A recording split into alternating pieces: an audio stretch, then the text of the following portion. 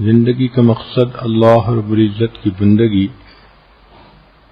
لہذا شادی شدہ زندگی میں مرد کی زندگی کے کئی کام ہوتے ہیں، مثلاً رزق حلال کمانا، حقوق العباد کو پورا کرنا، حقوق اللہ کو پورا کرنا، اشاعت دین کے لیے محنت کرنا، دین کا علم حاصل کرنا۔ اسی طرح گھر میں عورت کی بھی ضروریات ہوتی ہیں، ذمہ داریاں ہوتی ہیں، مثلاً بچوں کی پرورش کرنا، ان کی تربیت کے لیے فکر مند رہنا، گھر کے کام کاج سمیٹنا، اللہ کی عبادت کرنا۔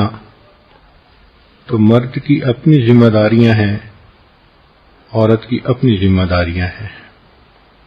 ان ذمہ داریوں کو نبھاتے ہوئے انسان کی کچھ جسمانی ضروریات ہوتی ہیں۔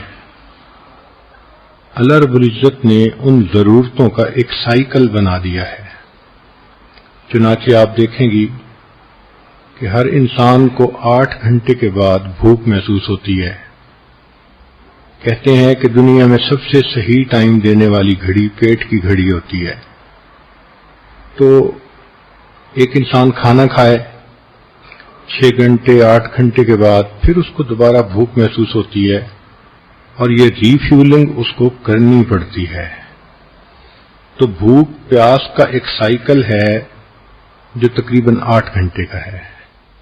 اسی طرح نیند کا ایک سائیکل ہے، یہ 24 گھنٹے کے بعد ہوتا ہے۔ آج آپ رات کو عشاء پڑھ کے 10 بجے سوئیں تو اگلے دن پھر عشاء کے بعد 10 بجے آپ کو نیند محسوس ہوگی۔ اللہ رب العزت نے نیند کا ایک سائیکل متعین فرما دیا۔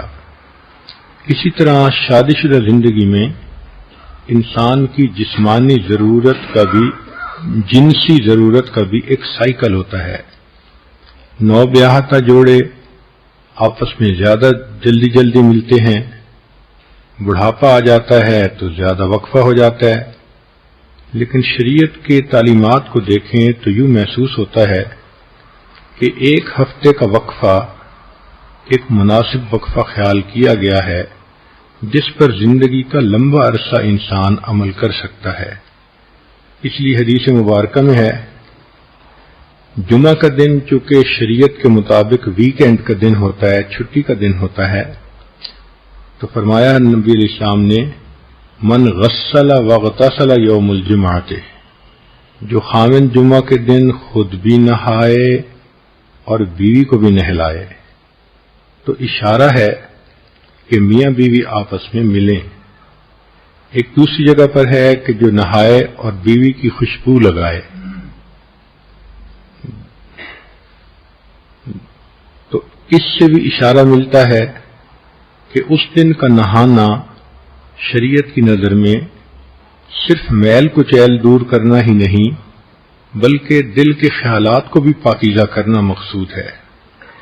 اس کے بعد پھر وہ بندہ جلدی اگر جمعہ کی نماز کے لیے چلے تو حدیث پاک میں اس کے فضائل آئے ہیں۔ پہلی فضیلت کہ ہر قدم پر 1 سال کے روزے اور 1 سال کی نمازوں کا ثواب ملتا ہے۔ دوسری فضیلت کہ ایسا کرنے پر اللہ تعالی خاوند کو 2 ثواب دیتے ہیں، ایک اپنے غسل کا ثواب، ایک بیوی کے غسل کا ثواب۔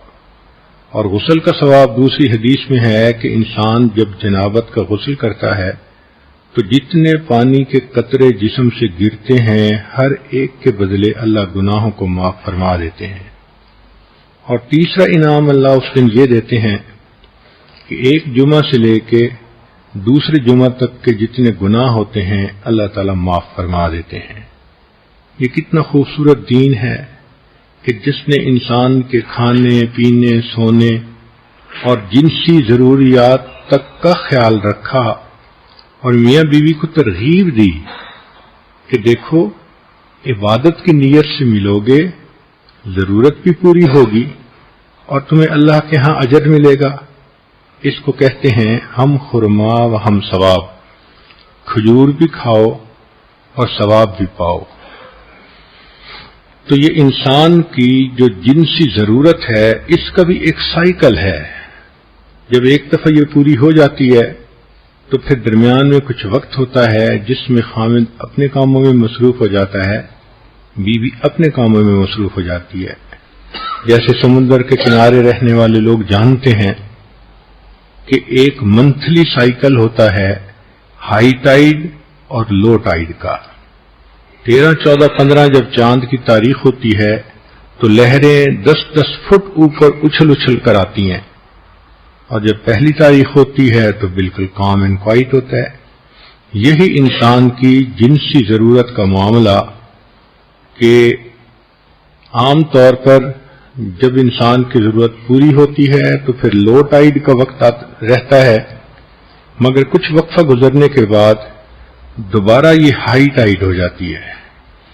اس میں بھی اللہ کی ایک حکمت ہے کہ اگر ہر وقت میاں بیوی پر ہائی ٹائیڈ کی کنڈیشن رہتی تو مرد تو پھر گھر میں ہی پڑے رہتے، عورتوں کے طواف میں ہی مشغول رہتے، نہ کوئی کاروبار کر سکتا نہ کوئی فیکٹری چلا سکتا. عورتوں کا بھی معاملہ اسی طرح کہ وہ بھی بچوں سے لاپرواہ ہوتی، ہر وقت خاوند کی بغل میں گھسی رہتی. تو اللہ رب العزت نے کتنی خوبصورت زندگی دی ہے کہ جس میں ہر چیز کا خیال رکھا گیا. تو وقفے سے صحت بھی برقرار، اور پھر وقفے سے ملنے سے محبت کا احساس بھی زیادہ ہوتا ہے.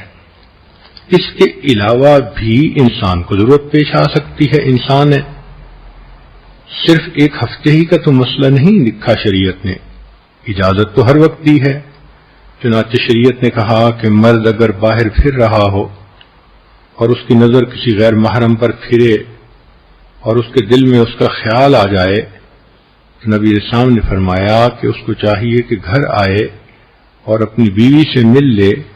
جو کچھ اس عورت کے پاس تھا وہی کچھ گھر میں بیوی کے پاس ہوگا. کتنی خوبصورت تعلیمات ہیں کہ جو کچھ تم باہر ڈھونڈتے ہو جب تمہیں گھر میں ملتا ہے تو پھر گناہ کرنے کی کیا ضرورت ہے.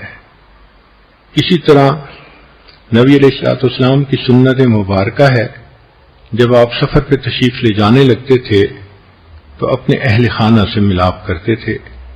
حدیث پاک میں ہے کہ حجۃ الوداع کے موقع پر نبی اسلام نے احرام باندھنا تھا تو جتنی ازواج مطہرات ساتھ تھیں اللہ کے حبیب صلی اللہ علیہ وسلم نے سب کے ساتھ وقت گزارا. اسی طرح سفر سے واپس آئیں تو بھی بیوی سے ملنا سنت ہے. کئی مرتبہ انسان کو کوئی خوشی ملتی ہے تو وہ اپنی بیوی سے قریب ہوتا ہے، بیوی کو کوئی پریشانی ہوتی ہے تو وہ خاوند کا قرب چاہتی ہے.